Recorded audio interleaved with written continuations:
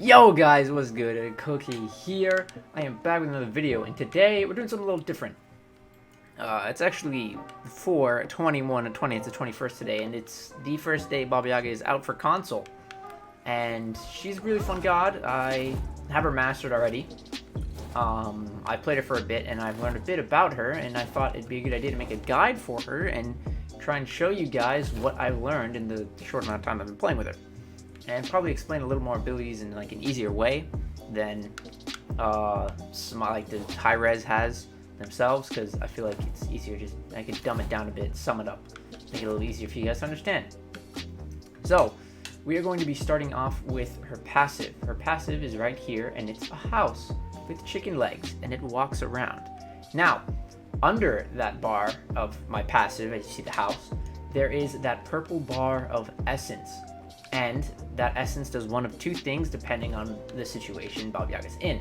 It either A, heals her if she doesn't have any stacking or evolving items, if you will, or B, the essence is converted into additional stacks for any evolving item that she has, as I will demonstrate right now. The less stacks an item has, the harder it is for that essence to fill it up. Just makes sense. So something like Hada Urchin can't get stacked immediately, which would be pretty broken. But something like Book of Thoth, that has a lot of stacks, 75, fills up rather quickly, and just double stacking with her is a pretty safe play, just based solely on that extra stacks, additional stacks that you're getting, because not only are you farming minions and getting your normal stacks the normal way, you're getting a double influx of stacks, and it's just overall really well made, and I will show you right here. As you can see, Book of Thoth, no stacks. I go up to the house, the essence drains, and boom, I get free stacks off of that essence, and it's really useful. However, the second thing that essence also does, I can't really show it now, it's a little hard to do, but if you are low and you have no stacking items, like if you have health missing and there's no stacking items currently placed in your inventory, any items that you've bought, the essence will be converted over to Baba Yaga's health depending on how much lifesteal you have. If you have no lifesteal, it'll be off of its base, which is like 0.8% or something. It's a pretty decent tick. It's usually like plus 12 each tick, 11, 12 each tick, and that obviously scales up depending on how much lifesteal you have. So if you have more lifesteal, it'll heal you for more. If you have less, it'll heal you for less, obviously. And it's a really useful thing to do. It helps with sustain, and it's overall really well worked passive. So now that we're done with the passive, we should move on to her abilities. Her first ability is this throwing animation. Sorry, I don't know what it's actually called. It is called Wild Witchcraft. Alright. Her first ability is called Wild Witchcraft. It is one of the more RNG-based abilities in the game, because it has a random path of, I think, 4. It is either this one that I'm showing you right now, right corner, it can go left corner, so the same thing but to the left. It can do this loop that I'm sure that is currently displaced above my house, and if you want to know what the X is going to cast out next, if you look above your house, as you see, it tells you next. Another thing that this ability does is every time you cast it out, it has a chance to do not a chance, it's a guaranteed effect, but it's one of a couple random effects. It is either this right here, the speed effect, where it increases your movement speed and allied movement speeds when they're in it, and for a little bit out of it, the more you level up your X, the longer it lasts, and the better it is. It can also provide ally protections, as you see, this is the allied protections one.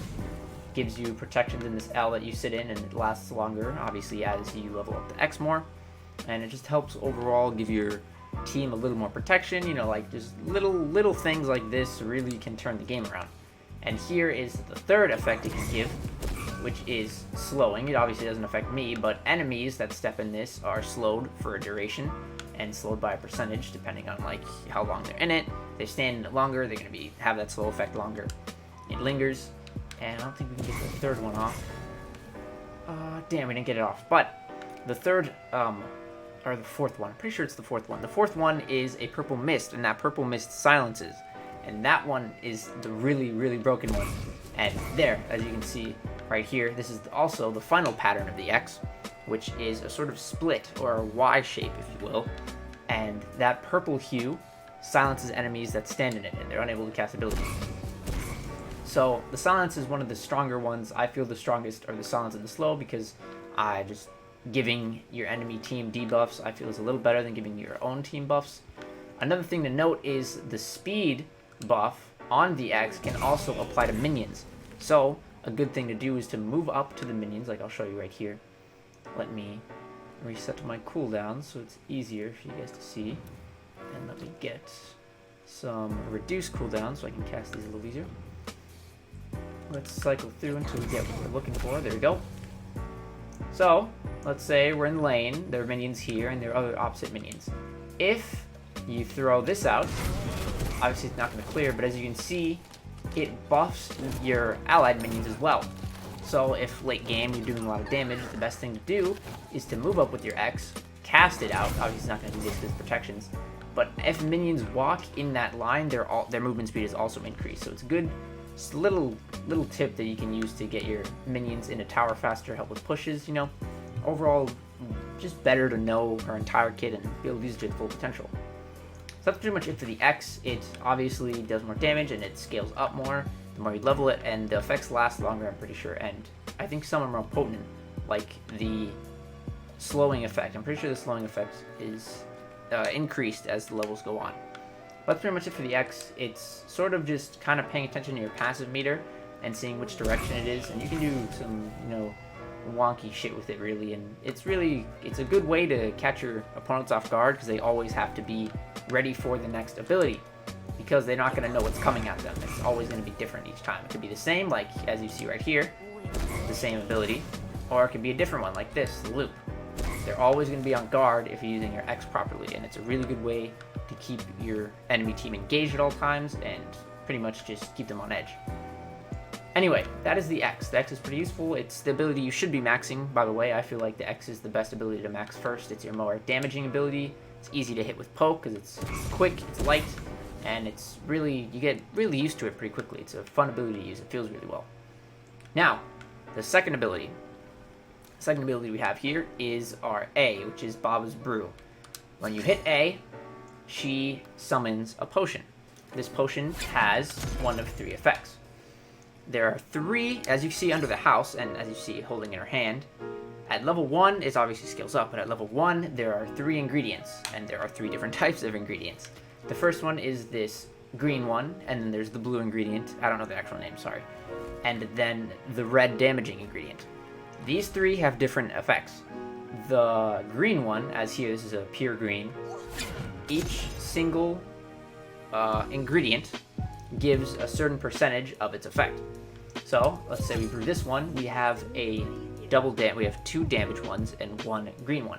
So this is going to give a percentage of the green effect and a dominance of the red effect. The red effect is damage. It just gives you pure percent extra damage, which really works well late game because that percentage doesn't count. It adds on after your actual magical power. So it buffs your magical power. It doesn't just buff her base damage and then your magical power is added on. It's her magical power, her base damage, and then this percentage increase. So it can really hit hard late game. The second one, see if we can get it off here. Here, we'll go with the green one. The second one is the green ability. This is the only one that does 2 effects. It is split up into a attack speed slow for your enemies and a power reduction for your enemies. So it gives both a percent of that. And obviously the more it has, the more that percent is increased and the longer that duration is. And here's a third, let's see, this is also another example of what can happen. A neutral potion, if you get one of each, neutral potion does base damage, it does a percentage of each of them, pretty well rounded. It's better to get a full percentage in one of them than a neutral, because I feel that I've played her a bit, and the neutral potions do seem to not do as much. They're not as effective in battle. They're not really, just the extra effects really are what shine with the A and what makes it a very hard to deal with ability and a very dangerous ability. So here's another damage. Let's see if we can circle the final one, which is blue, which obviously you guys can probably guess already. That's neutral. That's another thing with Baba. It's pretty orange. She's pretty orangey with her X and her A. Here we go. This is the blue potion. The blue potion gives a percent of slow to the enemy and lasts after they hit for a certain amount of time, depending on what level it is, and obviously it scales up.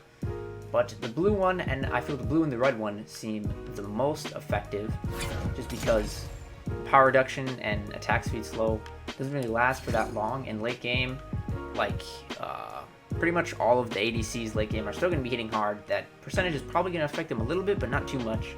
And especially with the crit meta right now, because crit is back in game with the new update. So I feel like getting those two potions, the slow or the damage, are the two best ones for her at this moment. However, another thing that the A can do is if you hit A, and let's say you don't want to use this neutral potion, you want to save it for something else, like let's say you want to go clear camp after, and you want to save this, and you're like, oh damn, well I already pulled it out, now what do I do? If you cancel it, as you see in my potion slot, she can pocket up to one potion, which can be used for various things. It can be saved later if you want to go into the jungle, maybe clear camp, or late game, which is most thing you want to use it for, is you can use it for burst, because what I can do is call in one, throw one, call in the potion, and throw a potion. Really good burst damage, because it also depends on like what effect it is, but you could stack the same effect, or you could provide multiple effects. So it's a really, really handy thing to do. Because here, let's say I want to save this green one in case something else happens. Like let's say I'm not fighting an ADC right now, and I want to slow the ADC when that time comes. I save that potion. I pull out another one. Oh, this one is unlucky because I got the same one. But it's just all of that. It's kind of just that coexistence of potions, and it all depends on your ability to use them, and you will get better at using them as time goes on. But that's pretty much it for her A. Her A is pretty good for burst if you pocket potions. You really want to pocket potions as soon as you leave base, as much as possible, because I'll get into the building with her later, but she's pretty useful cooldown. So getting a potion, pocketing it immediately, is a really good way to ensure burst damage and to just overall use your kit to its full potential again. That's pretty much it for her X and her A. Those are pretty much her two those are her two bread and butter. Her X mostly, but her A can also be used depending on your preference, because as you scale up, as I'll show you right here, where is increase level, here it is. As you saw before, there were only 3 potions. If I hit this, still 3. Okay. Level it up again. Now we have 4 slots, 4 different ingredients, and obviously their percentage stays the same. However, as you level up in the game, your damage is also scaling up.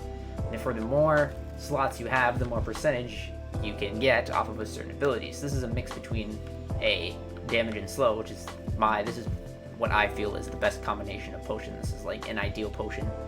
You throw it, obviously it does damage, and you keep going, and it just stays at 4. Pretty sure it maxes out at, if I recall correctly, 6, maybe 4, still 4, maybe 5. This is the final one. Yes. So it can go up to a max of 5 ingredients, and that's just a useful thing to know, that the more you go up, it's better. Just kind of your playstyle, really, because you can use the X and the A pretty much the same. It's all just whichever one you feel more comfortable using. I'm more comfortable with the X. I feel it's easier to hit, and I like using it more, so I max the X. But maxing the A is also pretty viable, just based on that potion holding slot. But anyway, that's pretty much it for the X and the A. Now moving on to her third ability. Her third ability is her leap, which I use that term very loosely because there are some problems with it right now, and I'll get into that in a second. But here's her leap. She gets into her pestle, or her mortar, I mean, and for I think 1 second, she is in the mortar, and boom, she does a little bit of a leap, and that exploding damage obviously does damage to anyone around her. Minions, doesn't matter what it is. Minions, jungle camp, boss, player, doesn't matter, does damage. That little bit of immunity might look nice in jungle practice, and that leap kind of looks good. And you also have to watch out for where your reticle is, because the leap also depends on where your reticle is. So if I'm here, hardly any leap. If I'm over here, much longer leap. So you kind of gauge in whichever, like if you're doing it for damage and you want to stick to your enemy, you don't really want to jump too far, so you keep your reticle close to you so you can stick to them and do more damage when you jump out of it. If you're looking to escape, you can maneuver to the side, like try and juke around, because try and use that movement immunity to your advantage, and then do that far leap to get out. It's a pretty unpredictable move. Baba Yaga is pretty unpredictable as a god, so you should always kind of keeping your enemies on their toes. So be careful with that, because if you're in a tense situation and you need to get out, but you're trying to focus on your enemy to see what they're doing, and you keep your reticle, close to you, you get no leap, and you kind of screw yourself, so you gotta watch out for that. Another thing with her leap is it can be stunned, and it also can be slowed.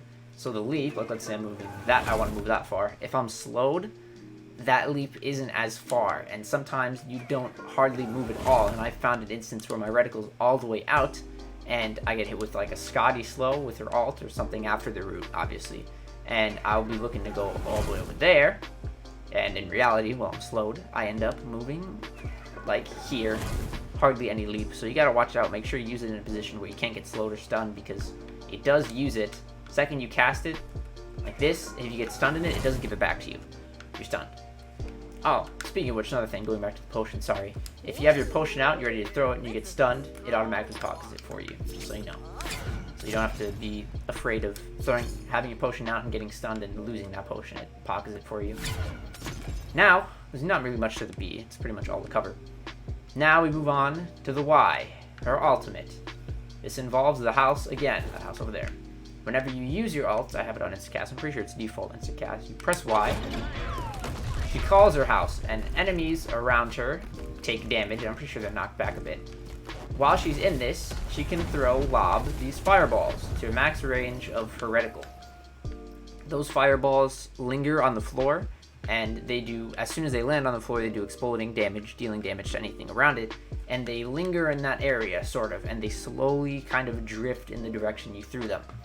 So it's really good to try and trap people in, because that lingering damage still is pretty potent, like it's a lot of damage. So you do this, you're in the house, you also get a bit of a shield when you jump in, which is pretty nice. You can throw up to 4, I'm pretty sure. 3, 4. Yeah, as soon as you throw your final one, however, you're kicked out of the house immediately. So if you're looking to stay in the house, because you're pretty fast when you're in the house, if you're looking to use it also as an escape, remember to only use 3 and keep track of how many you're throwing out, because you could screw yourself with using all of them. You can stay into the house up to a max of 8 seconds, I'm pretty sure, and I'm pretty sure that's the same throughout her entire leveling, no matter how much points you have into it.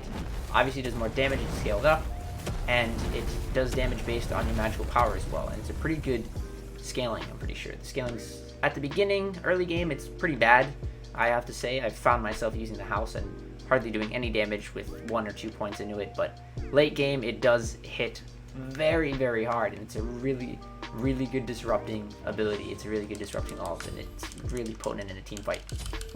So that's pretty much all to cover with their abilities. There's nothing really much else to cover. It's kind of just trying to use them in their correct way, which there really isn't when you think about it. It all depends on what you level first and what you're comfortable with using. She's pretty flexible. That's why I really like her. Now, we're going to move on to her what's it called? Her items, what I feel is the best to build on her. I played Joust quite a bit. I haven't played her Conquest yet. I'm about to play her Conquest, I feel, in a minute after I'm finished with this video. But in Joust, I feel it's still pretty viable to get Mage's Blessing, because as soon as you leave the base, you're getting free stacks from your house here. And I feel getting stacks early is much better than using it for healing, because you'll be able to deal a lot more damage than your opponents quicker, just based on those evolved items. So I feel like picking up Mage's Blessing is a really good thing to do. You don't have to, but I feel like it's really, obviously in Conquest you do it all the time, and it makes her really good, because Mage's Blessing stacks pretty quickly. And the second you leave base, pretty sure you get like look there, already at 19 stacks if you have it full. But if you leave base immediately, in Joust at least, you get 7 stacks off the rip. Like it's pretty insane. But you don't have to do that. Another variation that you could do is, get Book of Thoth tier 2 and try and rush Book of Thoth, because getting those stacks early game are really important for her, because she is able to get them a lot quicker than everyone else, and she can use that to her advantage really well, and you can start snowballing with her a lot quicker than other gods. So Book of Thoth 2 is also another viable buy, because you can get it on your I recommend getting it on your first back if you're playing safe instead of going for boots, because getting the stacks early is pretty important.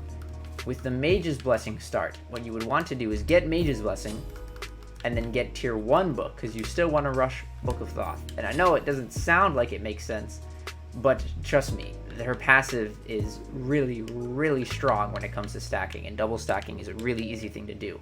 And pretty much before you have Book of Thoth, you already have Mage's Blessing stacked, so you don't have to worry about trying to rush stacks in order to get them both stacked. It's pretty powerful. But let's say we go with Mage's Blessing first. What we get is probably Mage's Blessing, Book of Thoth. After getting Book of Thoth, I feel picking up Shoes of Focus, Cooldown Boots is a lot better than Pen Boots. You can do both, but I prefer the Shoes of Focus more, is because she kind of revolves around RNG a lot with her X and her A, and sometimes you can get screwed over if you're not getting a certain ability that you're looking for. Because let's say I needed to get out quickly and I wanted to get this. I wanted to get the movement speed. But I ended up getting this. Now I'm stuck in battle. The more cooldown you have, the more likely it is for you to get better effects, and more effects you can throw out with both your X and your A. And it's just overall better, I feel, to get her cooldown, because you're just throwing out more effects. After you pick up boots, I usually build into immediately getting, over here, Spear of Desolation. Once again, the cooldown also helps her. And the magical power early game with her X just hits insanely hard. Plus, once getting Spear, your red variants of your A hit much, it's such a noticeable difference before Spear of Deso and after Spear of Deso with her red. The red potion, the red ingredients do so much more. They increase your damage by so much more if you have Spear of Desolation. And plus the passive also is also really good because you can, once again, throw out more abilities. The more abilities you're throwing out, the better Baba Yaga is, in my opinion. After Spear of Desolation, you can do one of two things. If you're feeling ballsy and you feel like the enemy team's not that good, at this point you already have both of your items stacked, so getting a late game stack is not that implausible with her. So you could pick up Warlock stack if you wish. If you're looking to win, like if you're looking to be 100% try hard and win the game, it might be better to pick up either Bancroft's Talon if you want that additional healing, because by this time your Book of Thoth is already stacked, so is your Mage's Blessing, so now you're using that essence to heal you. If you have Bancroft's, the healing is considerably more, it's noticeable, and it's a really good extra addition. Or if you're trying to be a team player, which is also another good thing, if you have good teammates, it's probably better to pick up Pythags because of that group heal and that aura that Pythags has. It's overall better if you have good teammates, but if you feel like you're kind of carrying a lot and your team isn't really using lifesteal to its fullest, I feel like picking up Bancrofts for your solo heal is a lot better. After, let's say we get Bancrofts, the best thing to probably get is Rod of Tahuti if you're looking like really strong, or if you're looking for a little more sustain, if you didn't pick up Warlock Staff. Another viable thing you can do is Warlock Staff and then into Bancroft's Talon. That's another thing you can do to get both of the healing and the extra stacks, make you a little more tanky. Or if you go what I have here, which is Book of Mage's Blessing, Book of Thoth, CDR Boots, Spear of Deso, and then Bancroft's, you could go and either get Soul Reaver if tanks are giving you an issue, because that percentage damage on your X, pretty much on your A kind of really is, I feel it's kind of more potent. That extra percent damage with Soul Reaver can really hit hard if you get a damage potion, and it's really good with dealing with tanks that are kind of getting in your face and not leaving you alone. If you feel tanks aren't really that big of an issue in this certain game, and you're kind of just trying to survive more because an ADC is kind of chunking you, or maybe you're getting hit with another Baba Yaga, another good thing to pick up is Book of the Dead. The extra magical power makes your ult hit much more harder. Extra mana is always useful, but the real big thing with Book of the Dead is its passive, and that extra shield you get from your passive will keep you alive a lot frequently. I remember I think two times I think, where Book of the Dead kept me alive in the games. So that's pretty much it for the first way of building her. But if you don't want to pick up Mage's Blessing, the other way you can build her is, once again, Book of Thoth immediately. If you're going... Oh, wait, sorry. If you're doing full damage, you should be getting Mage's Blessing. Then, picking up Book of Thoth again. Book of Thoth is sort of a given for her at every kind of build. I feel it's pretty essential for her kit, because it's Book of Thoth. It's one of the best stacking items in the game for mages, and you can get it off fairly quickly. Now for full damage, you probably go into Shoes of Magi for the early pen, which is always really good. Move once again into Spear of Deso for that extra bit of CDR. Then skip out on Warlock Staff and either get Bancroft's Talon, or you get the coin if you're really feeling crazy. I think Bancroft's Talon's an overall better buy for her. Getting Rod of Tahuti after that And then finally selling Mage's Blessing for either Soul Reaver if you're looking for really to hit seriously hard, or Book of the Dead to help you keep you alive a little bit better. Either or is really good, and I feel like if you trust yourself with hitting your abilities, Soul Reaver is better. But if you find yourself in a position where you're getting slowed a lot, your bee isn't really leaping as far because of the slow, and you're having trouble keeping control of the bee, Book of the Dead might help you keep alive more. Make up for the fact that you can't use her bee to its fullest extent. Like that, you know, it's kind of just your preference and how well you think or how quickly you pick up her and how well you get better with her. But yeah, that's pretty much it, guys. There's nothing really else more to go over. It's just more of getting the feel for these two mainly, and learning when to use them, when not to use them, and how to use the effects to the better of their abilities, because each effect can be used in various different ways, and I found myself trying to come up with different ways and get creative with your abilities. Use your X in different ways. You might find like little sort of hacks for them. Like I haven't really found much besides the L, because what I would do if I can get an L, just kind of cycle through to it. There we go. We get an L. Let's say someone's there, like right here, and I want to hit them, but they're being cautious of it. What I could do is I could just, instead of moving right at them, turn a little and move back, and you hit them. You can clip them with the end. Kind of get creative with them, because you can hit them with various different angles, and people aren't always ready for it. Usually aren't. But anyways, guys, that's pretty much it for the Baba Yaga tutorial video. That's pretty much everything you need to know. And after this, you kind of just gotta pick her up and feel her out for yourself and see if she's someone you want to continue playing. I recommend her highly. She seems really, really good on release. Besides the whole bee, bee's kind of wonky sometimes, but she does incredible damage with all of her abilities. Like all of her abilities can do significant damage. Why? Oh, like look at this, guys. 296 on each throw and a tick of 75 burn damage. It's best to kind of use the Y to sort of trap off your team or your enemies, I mean.